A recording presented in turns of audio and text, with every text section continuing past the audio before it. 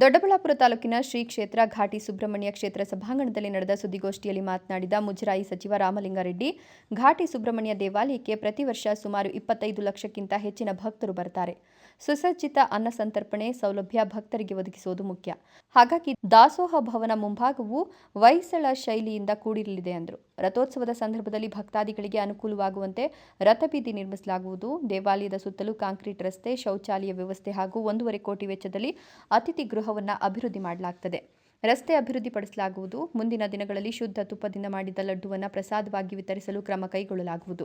ಒಟ್ಟಾರೆ ಇಂದು ನಡೆದ ಸಭೆಯಲ್ಲಿ 29 ಕೋಟಿ ವೆಚ್ಚದ ವಿವಿಧ ಅಭಿವೃದ್ಧಿ ಕಾಮಗಾರಿಗಳನ್ನು ಕೈಗೊಳ್ಳಲು ಸಭೆಯಲ್ಲಿ ಆಡಳಿತಾತ್ಮಕ ಅನುಮೋದನೆ ನೀಡಲಾಗಿದೆ ಎಂದರು.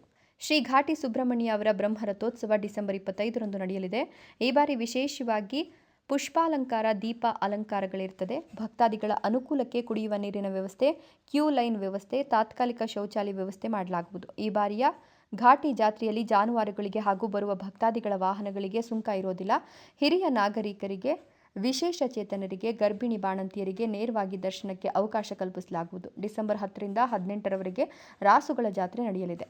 ರಾಸುಗಳ ಜಾತ್ರೆ ಸಮಯದಲ್ಲಿ ವಿಶೇಷ ದೀಪಾಲಂಕಾರ, ರೈತರಿಗೆ ಮತ್ತು ರಾಸುಗಳಿಗೆ ಕುಡಿಯುವ ನೀರಿನ ವ್ಯವಸ್ಥೆ, ರಾಸುಗಳಿಗೆ ರೋಗಗಳು ಹರಡದಂತೆ ಪಶು ವೈದ್ಯರ ವ್ಯವಸ್ಥೆ ಕಲ್ಪಿಸಲಾಗುವುದು.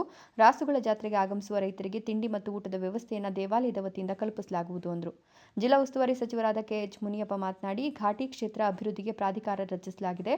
ಕ್ಷೇತ್ರಾಭಿವೃದ್ಧಿಗೆ 100 ಎಕರೆ ಜಾಗದ ಅವಶ್ಯಕತೆ ಇದೆ. ಸದ್ಯಕ್ಕೆ 50 ಎಕರೆ ಜಾಗ ಬೇಕಾಗಿದ್ದು 20 ಎಕರೆ ಸರ್ಕಾರಿ ಜಮೀನಿದ್ದು ಇನ್ನು 30 ಎಕರೆ ಜಾಗ ಹುಡುಕಲು ಅಧಿಕಾರಿಗಳಿಗೆ ತಿಳಿಸಿದ್ದೇನೆ. ಘಾಟಿ ಕ್ಷೇತ್ರದಲ್ಲಿ ಸುಸಜ್ಜಿತ ಅನ್ನಸಂತರ್ಪಣೆ ಕಟ್ಟಡ, ಮಾಕಳಿಯಿಂದ ಕಂಟನಕುಂಟೆ ಮಾರ್ಗವಾಗಿ ಘಾಟಿಯವರೆಗೆ ರಸ್ತೆ ಅಭಿವೃದ್ಧಿ, ಅತಿಥಿ ಗೃಹ ಸೇರಿದಂತೆ ವಿವಿಧ ಅಭಿವೃದ್ಧಿ ಕಾಮಗಾರಿಗಳನ್ನು ಶೀಘ್ರದಲ್ಲೇ ಆರಂಭಿಸಲಾಗುವುದು. ಭಕ್ತಾದಿಗಳ ಹಿತದೃಷ್ಟಿಯಿಂದ ಸುಂಕರಹಿತ ಜಾತ್ರೆ ಮಾಡಲು ಸಭೆಯಲ್ಲಿ ತೀರ್ಮಾನಿಸಲಾಗಿದೆ ಎಂದರು.